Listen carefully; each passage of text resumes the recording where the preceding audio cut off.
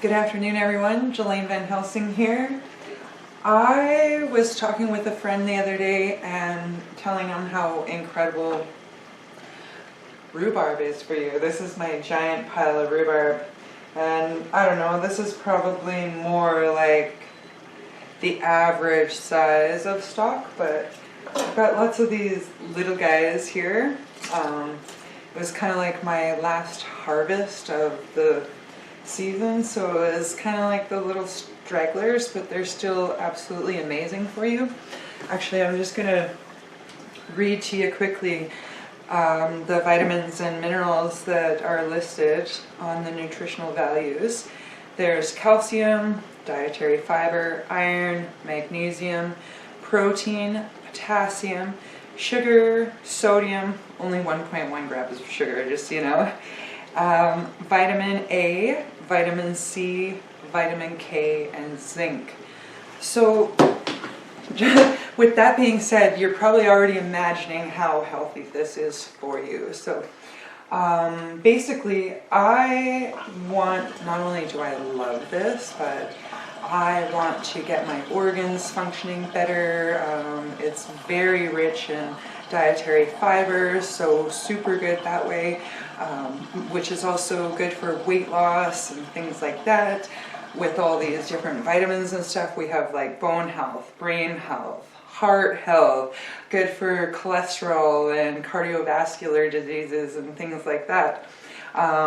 Good for your kidneys, and is actually, I was reading that it can be used to help eliminate kidney stones, but I actually have some other tricks and I want to tell you about that later in another video about kidney stones and how you can get rid of that. But this is actually incredible for that. It improves your circulation in your body, you know, all the function of the organs, but your blood flow and everything. It oxygenates your body. It's incredible stuff. So what I want to do today is I'm going to just show you one little recipe, and if my aunt says it's okay, I will share her rhubarb juice recipe as well in the description below.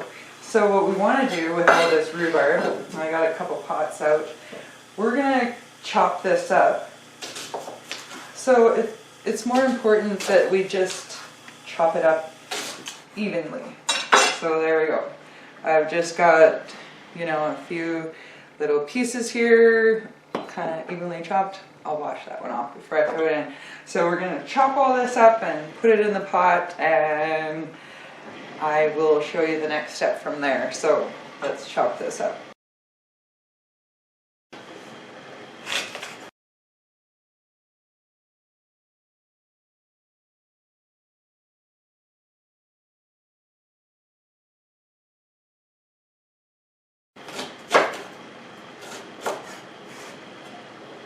Okay, so that should be enough to fill our pot, I'm guessing. I can't believe I fit so much in this one pot.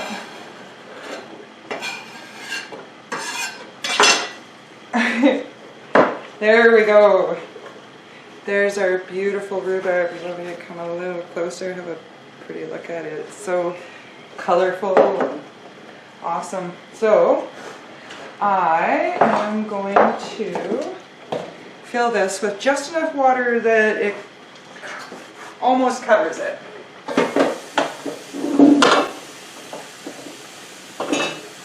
There we go. We'll put a little water in there, and we're going to actually stew this rhubarb. So I guess, I don't know, boil it like you would carrots or potatoes or something.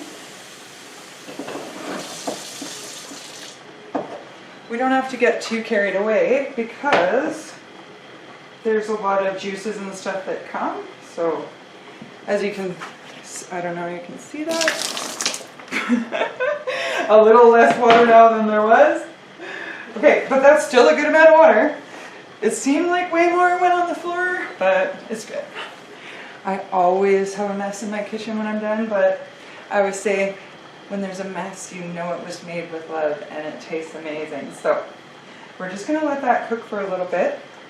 And yeah, I don't know if you guys know this, but a rhubarb is actually a vegetable, but it's more like a fruit. So kind of odd that way. It surprises me. And for those that don't know what rhubarb is to begin with, here in North America and where I live, it's kind of like, especially the old homestead places and stuff, everyone grew rhubarb there. So, but it's a little bit sweet, tart kind of. It's great in pies, it's great mixed with other berries. I used to have it stewed like this as a kid with Saskatoons. Oh my God, I love that so much. A few weeks ago I made this with some other rhubarb before the last cut, and I mixed it with raspberries and pomegranates. They're not one word together. And that was so good. Like, I would just eat it like by the spoonful out of a bowl. And yeah, I had it with some yogurt one time. I got some bananas up in it one time, or just plain, just the way it was. It was incredible. So this time I'm actually not going to mix any berries with it. I can always do that at a later date. So I'm going to cook all this up. I'll make that other pot too when I'm done. But this can be stewed up and put in the freezer. You can also chop up the rhubarb and put it in the freezer just like that. I have preserved it that way before, and then just brought out my chopped up rhubarb that was frozen and stewed it up this way as well. You can get herbal tea, rhubarb herbal tea, or supplements. If you don't have access to rhubarb, I know in some stores they sell it. Maybe it's more seasonal. I know here it's just in our summer months it grows up out of the ground in my backyard. I have a nice beautiful clump of it. So wherever you can find it, any information that I can help you with where you find that herbal tea and supplements, I will include that all in the description as well. So let's let this cook up, and when it's all stewed, we will see what that looks like and add a little sugar or honey or whatever it is of your choice at that time. So let's give that a sec. Okay guys, I've taken some out of the pot because I'm feeling impatient, and there's a couple of chunks that I would still cook a little longer. So I'm trying not to spill it, eh? There, it's just stewed. And it's of course pretty hot right now, so as it cools it'll get thicker and everything. And also, if you do put more water in than you want to, just keep cooking it until it gets thicker and thicker and thicker, and all that water just cooks off, right? Yeah, another thing too is that, like in the summer months, and of course different varieties of rhubarb even, but in the summer months it'll have even a brighter red color to it. Most of the stalks are red instead of the green ones that I took off.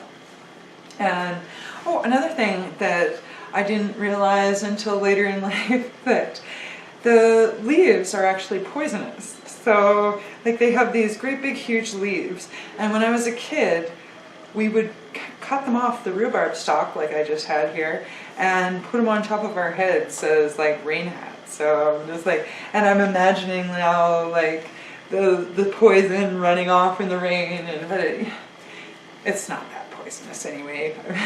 If you ate a leaf or whatever, I never have, so I don't know how much I would have to eat. It was just from my studies.